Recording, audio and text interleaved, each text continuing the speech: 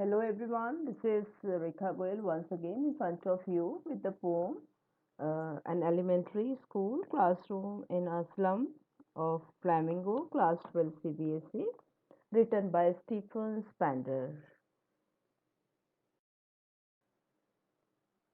Now a bit introduction of the poet. An elementary school classroom in a slum was first published in 1964 in Stephen Spander's selected poems. The poem has since appeared in several collections, including collected poems 1928-85, published in 1985. An elementary school classroom in a slum is perhaps the best example of Spander's political voice resonating throughout the poem. Now, resonating here refers to raising his voice. That means through his write-ups, he equally raised a voice against the political issues. And in this poem, Spander expresses his ideological position on government, economics, and education. Spander's intent was to, that means his intention was to shed light on social injustice worldwide. That means he was a very, he favors that there has to be a social justice. That means all the classes should enjoy the life, and that is why he raised the voice against social injustice. The theme for the poem, and in this poem, Stephen Spander deals with the theme of social injustice and class inequalities. He presents the theme by talking of two different and incompatible worlds. Now, two different incompatible worlds here refers to the world of rich and the world of poor. And the world of the rich and the civilized has nothing to do with the world of the narrow lanes and crammed holes. That is the dark life which these people live. The gap between these two worlds highlights social disparities and class inequalities. So that is what the throughout the poem, this is what the poet is highlighting on. And now this is the very opening stanza of the poem. Far, far from gusty waves, these children's faces, like rootless beads, the hair torn around their parlor, the tall girl with her weighed down head. Now see, the very first line clears everything, Far, far, far, far, it is repetition, one of the figures of speech, and whenever repetition is used, that means we are talking about the gravity of the problem existing, right? So here far, far from. Now see, far, far is repetition, whereas far from is alliteration, where the F sound has been repeated. Far, far from gusty waves, that means they are very much far away from any kind of fresh air. These children's faces, that means these children's faces are not fresh enough. These children here refers to the children of slum. Like rootless weeds, the hair torn around their parlor. Parlor is face, and torn around here refers to scattered. They are in a disordered form. And simile is used here. That means the faces of these children has have been used with the rootless weeds, unwanted, right? Uprooted. And the hair torn around their parlor, the tall girl with her weighed down head, and one can see a tall girl sitting in the class and she has weighed down her head. That means she is weighed down here refers to she is depressed due to the burden, sad with her conditions, maybe a burden of responsibilities. Now see here, since here it is mentioned tall girl, that means this girl was elder than others, right? So that means age wise also she was elder to others, and apart from that, she was since she was elder, she has some responsibilities, and that is the reason why she is depressed. Now moving on to the next line, next stanza. The paper seeming boy with red eyes, the stunted unlucky hair of twisted bones reciting a father's gnarled disease, his lessons from his death. Very like see how truly the poet is trying to portray the paper seeming boy. Here it is metaphor, also a metaphor here, a paper seeming boy. So that means the thinness of the boy has been mentioned here. So see the gravity of his thinness. That means the boy has been compared to paper. So the paper seeming boy, a boy is there who seems like a paper. The thinness is so thin, but equally with rat's eyes. He is curious enough, right? Metaphor here, rat's eyes is it shows about the curiosity. The paper seeming boy with rat's eyes, the stunted unlucky ears. Stunted here refers to preventing from developing. Now, this child is not developing according to his age. What does that mean? That he is suffering from malnutrition, right? So, they do not get any proper food, any proper diet. And unlucky, like, see, people feel that, yeah, no, the people do get good things in from their ancestors. But he is unfortunate successor. He doesn't get any prosperity, any bungalows or anything good from his parents. Rather, he is unlucky successor, unfortunate successor. The reason behind is that of twisted bones, coiled bones. That means in from his ancestors, he inherited disease, the disease of bone. Reciting a father's snarl, this is his lesson from his death. Now, this reciting word has been, this is one of the figures of speech. Again, it is pun. That means he is explaining, one meaning is explaining or speaking about father's naughty disease. That means his body tells about his father's inherited, what he inherited from his father, the disease of bones. And the second meaning of this is reciting his lesson from his death. See, I told you initially that this boy is curious enough, right? So, this curiosity leads him to recite the lesson from the from his death. That means he is very much enthusiastic and he wants to study, right? He wants to learn something. So, this is what in these lines the poet is talking about, that just opposite to the well-off family children, these slum children are here to misery, poverty, and diseases of their parents. Now, moving on to the next lines, at back of the dim class, one unnoticed, sweet and young, his eyes live in a dream of squirrel's game in free room other than this. Now, dim class, we all know that that means dullness. Here, the class is very dim and dull, and this is cheerless class, right? Dim class here as well, uninteresting. Cheerless class sits a sweet-natured boy at the back, and he dreams of squirrels playing games on trees. Rather than sitting in the class, this speaks of the monotonous and drab atmosphere in the classroom, which fails to attract him. That means this boy, he doesn't find any interest in the class. That means the class doesn't appeal him. Fine. So he is more inclined towards what is going outside the class. So here squirrel dreams, that means the world of dream is being talked about. Other than this class, that means the class, in spite of being physically in the class, mentally the class doesn't appeal him so that he can pay any kind of attention. The class is so monotonous that it doesn't drive his attention. Rather than that, he is more interested to see the squirrel's game outside.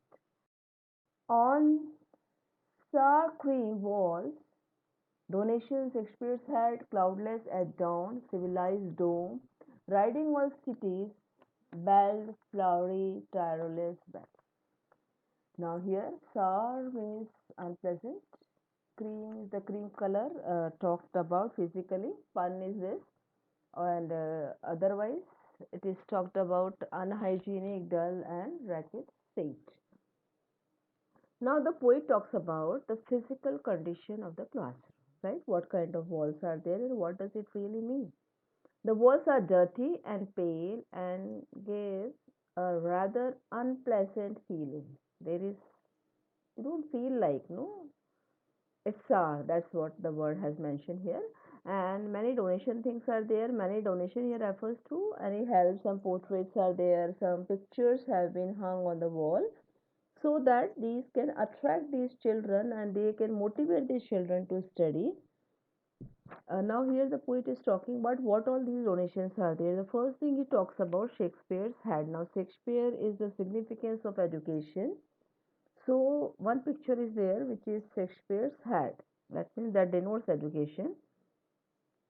And then which is a sarcastic interpretation, right?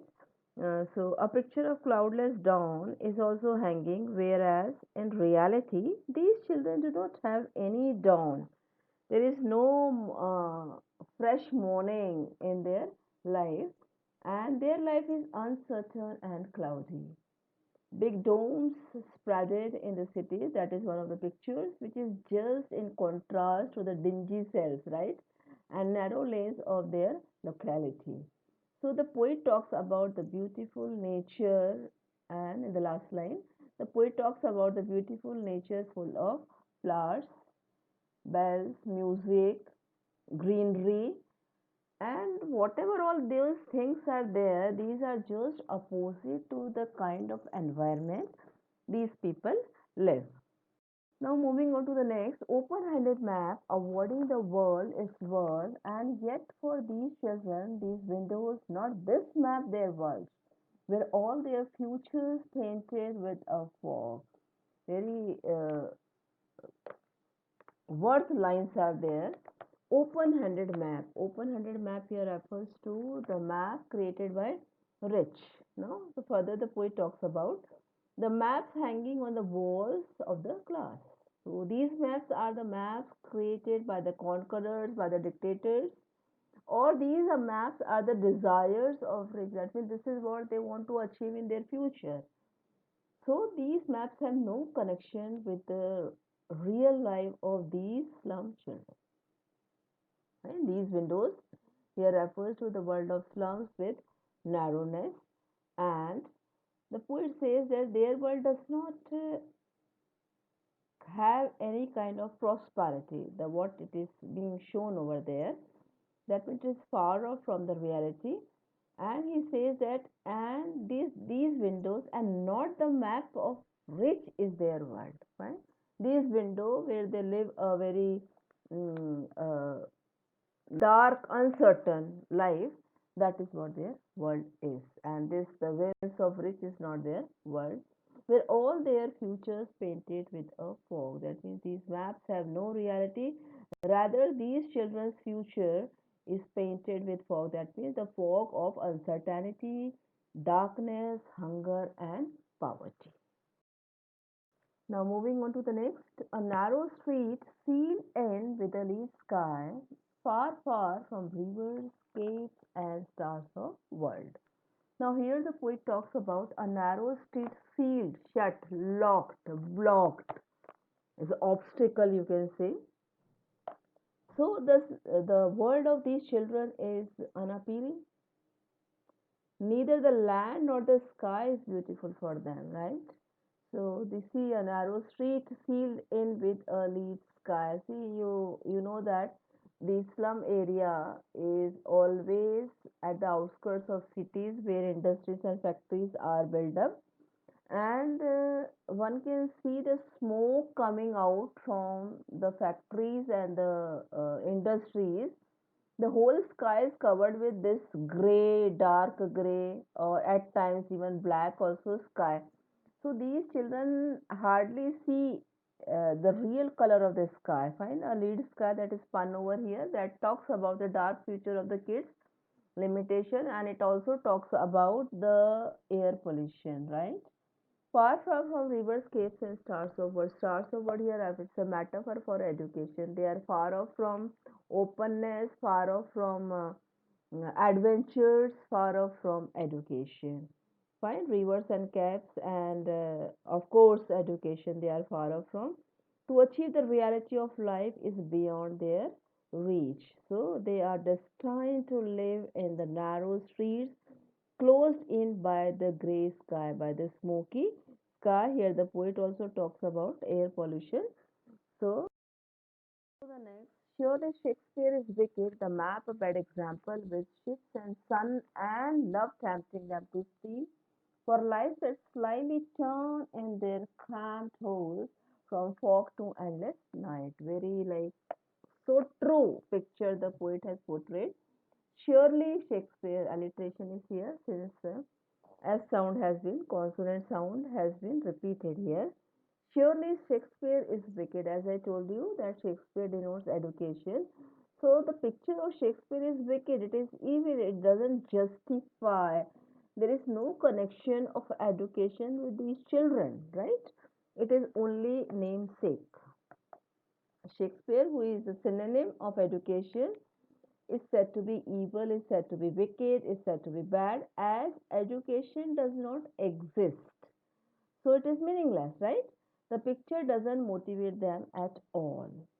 And similarly, map is also a bad example as it is false. It doesn't belong to their world, as their world is locked with poverty, hopelessness, and hunger, and with ships and sun and love.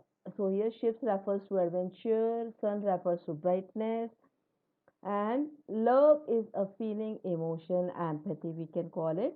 So with ships and sun and love, these things tempt them, allure them, right? And they invite them, they persuade. For what? To steal. Because when they don't, they want to have it. These always things tempt them, so they wanted to have it. But then how to have it? So they are tempted towards crime, fine, because they wanted to achieve these things. And then how to achieve these things? So this is how they move towards crime. And for lies that slyly turn in their cramped holes, slyly means very trickily, slowly, unknowingly, turn in their cramped holes, confined narrowness from fog to endless night. That means they are confined and crushed to live in this dark, hopeless life, which brings no end to their misery, and there is unending state of gloom and despair. On their slag heap, these children wear skins peeped through by bones and spectacles of steel with mended glass like wattle bits on stone. So on their slag heap, it is a metaphorically used here. Slag heap, it is refers to pile of bones and garbage both, because the area where they live in, you can see a number of piles of garbage. And equally, the poet is also talking about the pile of bones. On their slag heap, these children wear skin peeped through by bones. Hardly, that means every individual, every child is a collection of pile of bones put on by a paper seeming skin, wear skin. The way we wear clothes, no, in the same way, these children, it seems as if these children have put on skin. That means no thickness is there, and where skins peeped through by bones, fine, and this is so thin that one can see the bones. That means here the poet is talking about malnourished bodies of these children, and these their bodies are a heap of bones covered with a skinny sheet of skin. The state of poverty further can be identified by seeing their spectacles, which are cracked and look like broken pieces of bottle, right? So, with mended glass, they do not have very fine spectacles which they wear. Again, this signifies their poverty, like bottle beds. The way n number of scratches are there on these spectacles, it is alliteration and it is simile also. And this bottle bits on stones, the last line actually, that signifies their grave poverty. Now the poet says, all of time, their time and space are foggy slums, so blot their maps with slums as big as two.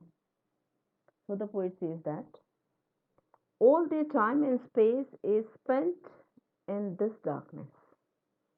These slums are a living hell for them. That means their life is being destroyed here. So blot their maps with slums as big as Rome. That means, and above all, this slum is a disgrace.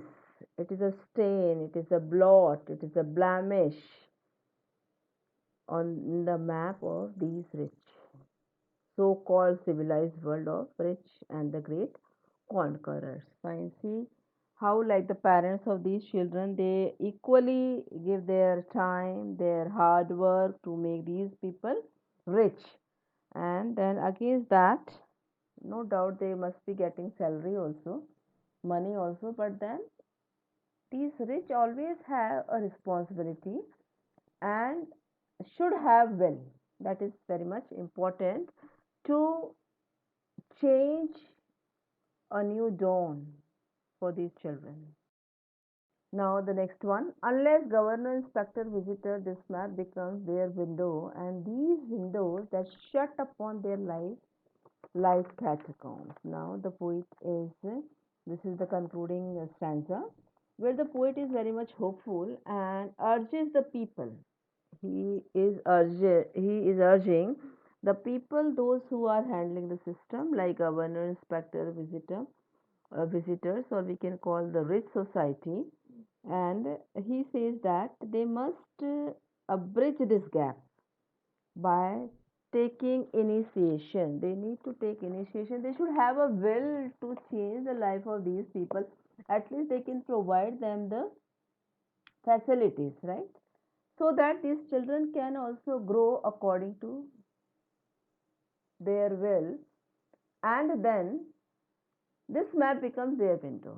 So this map, that means the map of rich, the world of prosperity, becomes their window. Okay, that means it becomes a hope for these children, and these windows that shut upon their lives like catacomb. That means these children, otherwise will what happen, that these children will continue to suffer if they don't put in forward, and if it happens so, then the map hanging on the walls of the classroom would become their own map.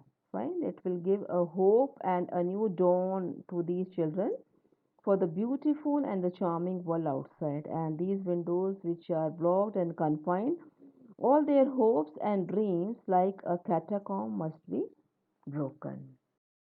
Now, break, oh break, open till they break the town, and show the children to green fields and make their world run azure on gold sand. Now, the poet says that let the shackles of deprivation must be broken, and anything that binds or anything that stops these children must be broken, and they must be allowed to breathe in the open air. Let they come out of the catacomb, that means the narrow and the foggy lanes, and let them run freely on the golden sand under a clear sky. Let them progress by attaining quality education. Let them experience the vastness of the sky and the world, and let them explore. Now, break or break to say that they have to break out from the miserable, hopeless life of slums so that they can explore beyond to the green field and golden sand. Golden sand here refers to the unlimited world. Let us give them a chance so that they can write their own future. Let them experience nature, let them breathe, let them dream, and they come out from this slum and gloomy world. And let their tongues run naked into books. The white and green leaves open history there, whose language is the sun. Now the poet says that, and let their tongues means here refers to expression, right? Let them express freely, let them run naked, let them experience, let them get into the books. Into books, the white and green leaves open. Into the books, that means the world of knowledge. Let them gain knowledge, let them attain knowledge, and let them fill the white. White here refers to the blank pages, right? Let them write their own future. Let us give them a chance, let us give them a time to explore themselves so that they can make their own future. They can write, they can fill these blank pages and make their own future. And green leaves open. Green leaves refers to the prosperity. Let them make their own life prosperous. Let them make their own world prosperous, right? So the only thing is that we need to give them a chance. We need to create such kind of facilities for them, opportunities rather for them, so that they can make their own world. History theirs whose language is the sun. This last line carries a milestone of meaning to it. History theirs whose language is the sun. That means history salutes. History salutes the people, those who have language, their language is the sun. That means those who shine, those who have some worth. They do not listen to the dumb and the driven people. They listen to the confident one, the visionary one, and they obey them. So let these children become those about whom the history talks about whom the history sing for them, and then quite possible that after these people make their world and their life, then the history will get influenced. They will be motivated and inspired by these people. And as the only thing is that they has to be accessed to better education and a better way of life. So finally, the poet requests, urges back the authorities, the people handling the system, to bridge this gap against inequality and injustice. Then the world is one, and everyone will enjoy the life the way they want. There will be no barriers, there will be no shackles, and the world is everyone's. It will not be deprived world for some of them. Right? So this is what all a poem is about. I hope now this is the winding up note on the poem. The poem begins with despair and ends with a hope, optimism. The poet is optimistic much, and the slum children's life could be improved if the powerful people take initiatives to bring them out of the catacomb of poverty and provide them proper education. He urges them to review the system before it is too late. That's all for this poem. I hope you must have understood. Thank you very much.